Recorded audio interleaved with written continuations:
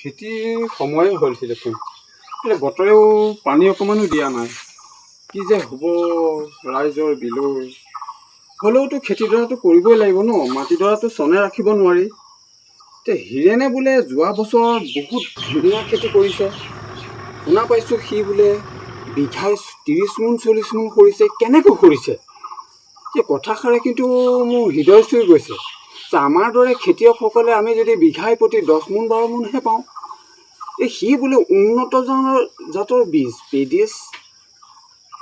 পেডিচেট না কঠীয়া পেকেট পাই বোলে, সেই পেকেটটো আনি পেলাই লগাইছিল বুলি কৈছিলে কথাষাৰ। মই ইমান গুৰুত্ব নিদিলোঁ, সেইবাবে এইবাৰ মই বহুত লোকচান হ'ল জানো। বিঘাই 10 মোনহে কৰিলে, কিন্তু সি বিঘাই 30 মোন পালে। হয় দেই, এইবাৰ তেতিয়াহ'লে ময়ো যাম। মই এইবাৰ আইজং লৈ আহিম। সি এবাৰ ৰঞ্জিত কৰিব, মই এবাৰ আইজং কৰিম। চাম খেতিডৰা কেনেকুৱা হয়।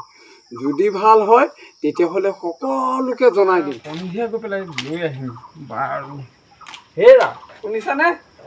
হেৰা, এই হীৰেনৰ ফচলখিনি তুমি চালে আচৰিত হৈ পৰিবা বুজিছা। ইমান ধুনীয়াকৈ খেতিডৰা কৰিছে নহয়, আৰু বিঘাই 30 মোন 40 মোন কৰে। আৰু আমাৰ তাত কৰে কিমান জানানে? 10 মোন 12 মোন। তুমি আকৌ নাভাবিবা সেই বোলে সি আগৰ দিনৰ কথা। আগৰ দিনত ঠিকেই আছে, সেইখিনি বেয়া ধান নহয়। আচলতে অকল সিয়ে নহয় দেই, আৰু বহুতে মোক কৈছে এটা কথাও সঁচা যে আগৰ যিখিনি কঠীয়া আমাৰ দেউতাহঁতে টুনত ভৰাই পেলাই ৰাখিছিলে, তাৰ পৰা কঠীয়া যদি পাৰে একেই ফলটোৰ প্ৰায় 80টা 90টা। কিন্তু যেতিয়া হীৰেনে মোক কৈছে যে এটা থোকত নাই কমেও 100 পৰা 150 বা 180টালৈকেও ধান হয়। তো কেনেকৈ হয় তাকে এইবাৰ যাব লাগিব। এতিয়া বীজটো ক'ত পায় বুলি সোধাৰ লগে লগে সি কৈ দিলে ন আনোৱাৰৰ তাত পায়। তো আনোৱাৰনো কোন? জামগুৰি চেণ্টাৰৰ বীজ ভাণ্ডাৰ।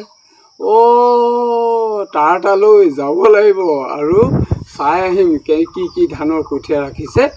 এপাত লৈহে আহিব লাগিব। মোৰতো অকণমান যাওঁ নেকি বাৰু? নাই, আজি সন্ধিয়া যাম। সন্ধিয়া গৈ লৈ আহিম। আহি পেলাই তাকো মই ক'ম যে ৰাইজে সকলোকে ক'ম যে এইবাৰ হ'লেও এই কঠীয়াখিনি বোলে বহুত উন্নতকৈ মানে বেড বনাই তাত মানে এটা দুটাকৈ এই গুটি দি তাৰ পৰা পালন কৰে, আৰু তাৰ পৰা সেই বীজটো তৈয়াৰী কৰিছে। এতিয়া সন্ধিয়া বাৰু আজি সন্ধিয়া দেখা যাওক।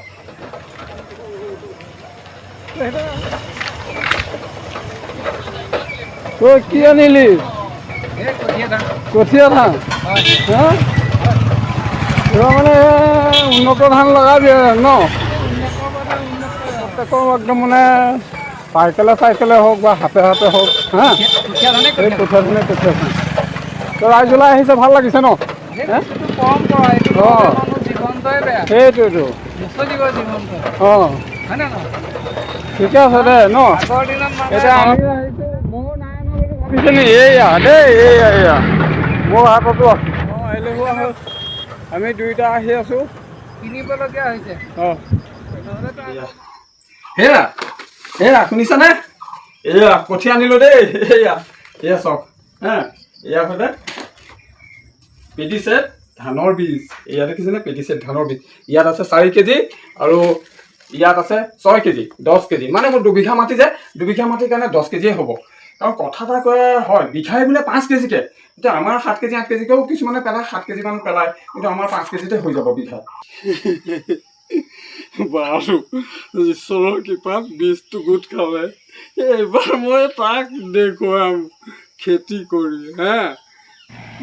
সিটো এইবাৰ মনে জাতৰ খেতি কৰিছে। এইবাৰ মই তাকো নকওঁ। মই এয়া দেখিছোঁ, এয়া পেডিচেট ধানৰ বীজ। ইয়াত আইজং তাকো ধানখিনি চাওকচোন, ইমান ধুনীয়া লাগিছে ন? এয়া চাওকচোন, বাবা চাওক ইমান ধুনীয়া লাগিছে। এটাও মিছ নাই ন? এটাও মিছ নাই, দেখিছেনে? ইমান ধুনীয়া ধান নহয়নে বাৰু? আচলতে সঁচাকৈ দেই, এনেধৰণৰ যদি বীজ আমাৰ যদি কৃষকে কৰে, খেতি কৰে, নিশ্চয় ভাল লাগিব। এটা থোকত 180টা 190টা, আমাৰ হয় 50টা 60টা, সৰু সৰু হয়। তেনেকৈনো বাৰু আগবাঢ়িব পাৰিবনে? নোৱাৰে। সেইবাবে আমি যদি বিঘাই প্ৰতি আপোনালোকে 5 মোন বেছি লাগে তেতিয়াহ'লে এই বীজ লগাব দেই। ইয়াৰে আকৌ বহুকেইটা কোৱালিটি আছে, বহুকেইটা কোম্পানী আছে। তাৰে ভিতৰত আপোনালোকে নিজৰ কোম্পানীৰ মতে নিজে নিজে বাছি পেলাই আনিব। আপোনালোকে যিটো পচন্দ হয় সেইটোৱে আপোনালোকে ল'ব পাৰিব।